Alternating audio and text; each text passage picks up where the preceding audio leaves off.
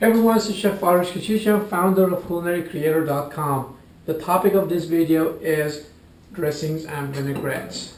Now, they make it sound much more complicated than it actually is. It's very simple.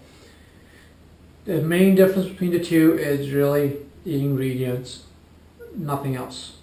The vinaigrette is mainly something acidic, and oil, and the blend of two. Of course, you could add other ingredients to it, but that's the main thing. When it comes to dressing, you're adding something that's more of a, generally has an emulsifier, such as an egg, mayonnaise, some dairy products, whether it's buttermilk, sour cream, some cheese, depending on what it is. Of course, you could make a non-dairy dressing by using, say, roasted garlic, adding some mustard to it, so you add a little creaminess to it. For those of you who are stuck with the fact that I like my dressing, the creaminess, the richness of it as well, I have something for you as well. So, but just, when you make it yourself, you save so much money rather than buying it. Plus, you know exactly what's in it. There's a couple ingredients. When you look at the bottle, you read the label, there's so many other ingredients in it that most of them is just unnecessary, just to preserve it, just to lengthen its shelf life, nothing else. And do you really want that in your body? I don't know. I don't care for it personally. And making it doesn't take much of my time. Few minutes, nothing else. So let's get to the vinaigrettes. Let's get started. A vinaigrette, again, it's nothing but an emulsion, a temporary emulsion between an oil and something acidic, such as vinegar, lemon, citrus, whatever it is that you're using.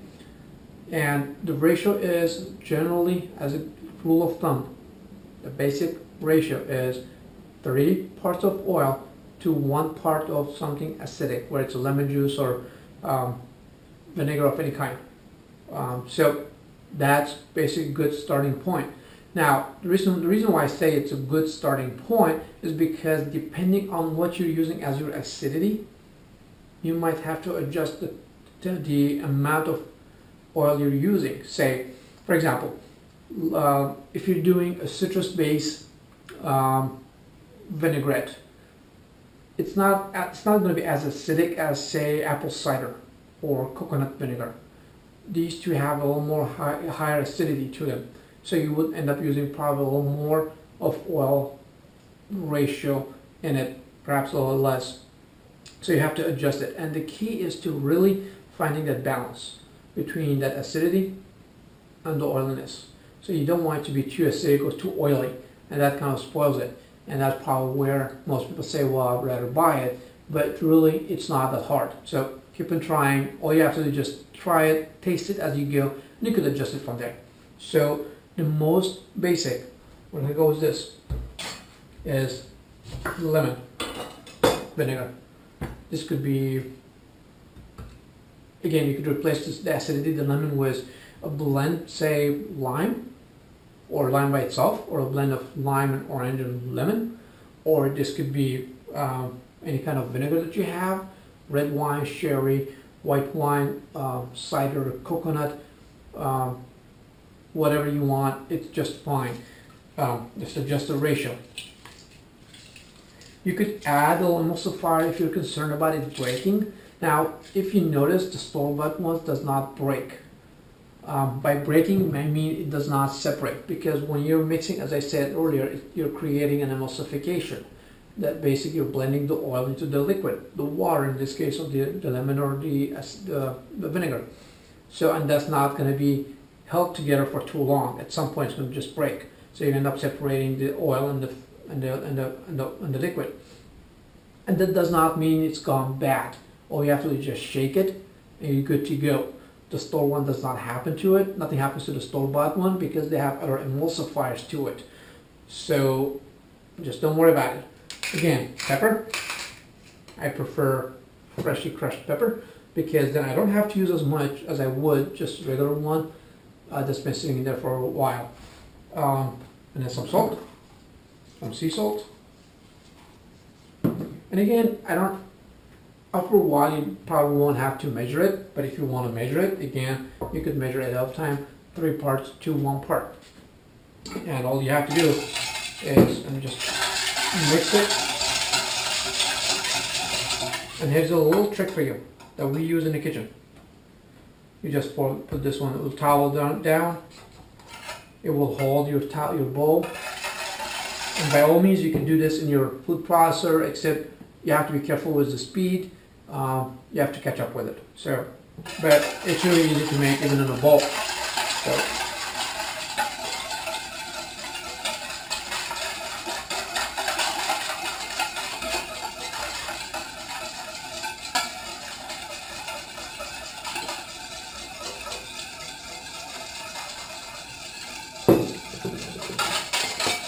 this is it. This is all it took. As you can see, we have much thicker blend in here than just regular oil. Now in here you would taste it and add anything else you want to this. To this you could also add just a drop, say a quarter spoon of mustard. If you want to do that, make sure it's sugar free. And that will add a little more stability to it if you're concerned about that. It will also add a little flavor depending on what you're seasoning with it, what you're dressing it with, what you're adding it to. So, and there's that. You could add the spices that we made earlier from your from seasoning mix. Again, you could use this one. This is the most basic probably. I'd say you could add other stuff to it and use this. You could add herbs to it and make it, say, an herb vinaigrette. You could change some of the flavors and make it into an Asian vinaigrette by adding, say, coconut aminos. You could add sesame oil to it, some of the Asian spices, some ginger into it, a bit of garlic. You could make it into, substitute your olive oil with, say, grapeseed oil. That's better for you than, you don't want to use canola oil, you don't want to use soybean oil. Most likely they're GMO, so you might want to stay away from those. I generally use regular olive oil. I'm fine with that. Even if it feels that, or you might think, well, the olive oil flavor will overpower the Asian flavor. It will not. Once you add your sesame oil, once you add your ginger and all the spices, it will not really be even noticeable. But if you're still concerned, go ahead and use, say, grapeseed oil. So, there's that. Now, this particular one, the beauty of this, you could make a lot of it, and guess what? Tomorrow or later on, you could use it for, say, seasoning of some pasta. If you're staying away from pasta, you could do, let's say, if you made some buckwheat salad, you could mix it in. If you made some quinoa salad, you could mix it in. This will become your dressing, depending on what kind of flavors you want to add to it. Again, very versatile. You made your salad from it, you could make it into something else. You could save your time from, instead of starting all over, now you made it, just make a little extra. It's not going to take much longer. So there's that. That's done, and you could dress your whatever else you're making in there. Even if it's just like a fruit salad kind of a thing that you want to make it into like a savory-ish salad, that's perfect for that. So, and as you saw, a couple of ingredients, you could mix and match whatever you want. You're good to go. That's all it will take. So, and when it comes to dressings, now I could take this whole thing again without changing anything to it and make this into a dressing. Again, you could make a lot more and then make it into a dressing to be used tomorrow, or I could use that, the one that's separated, mix it up again, add it to whatever dressing I want to make, and I'm ready to go. Say you have roasted garlic you want to use, then you can make a roasted garlic dressing. I'm going to make some avocado dressing, for example. All I'm going to do is really just take the avocado,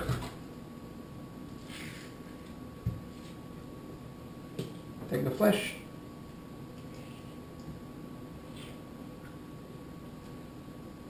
and I'm going to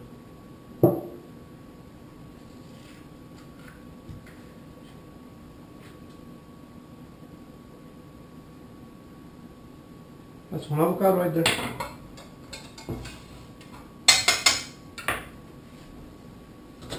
And now to this you could do Again, you could do lemon juice, you could do lime juice, you can keep it basic. You take this one just to show how versatile vinaigrettes are. You could basically, again, the best tip I could give you to save time is try to use things that you've made already in a different way. For example, right here, the vinaigrette. I'm gonna make this one into a dressing using the avocado. So, say I had this one from yesterday. What I'm gonna do is, okay, this is gonna get a little loud in here.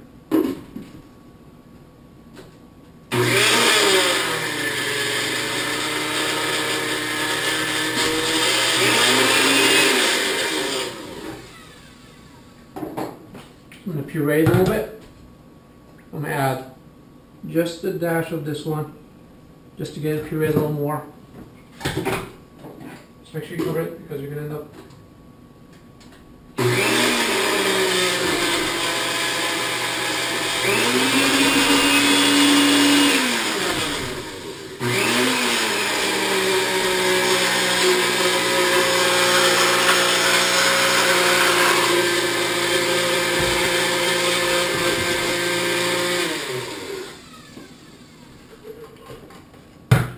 I'll push it down a little bit since we don't have much.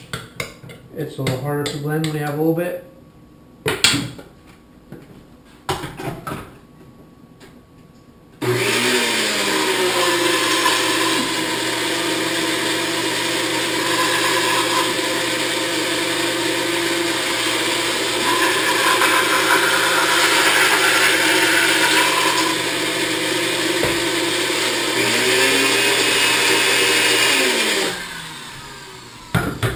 Alright, there we have more of a creamier avocado dressing. Again, you could take this, you could add some roasted garlic to it, you could add regular garlic to it, you could add more, so you'll be able to blend a little more depending on the size of the bowl that you have. You could use just a blender or the food processor to make it. That'll be just fine. Again, you could add some more oil to it if you want it a little thicker. In fact, let's just do that. And add a little more.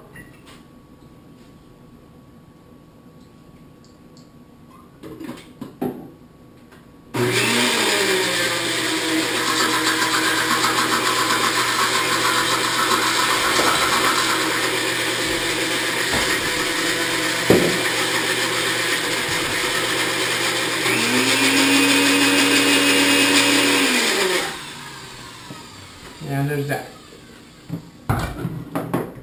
So we'll put it back in here. And we have a dressing. You could let it puree a little more so you don't have any lumps in there. But again, you could add roasted garlic to this. You could add lemon zest or lime zest or orange zest. You could leave it as is.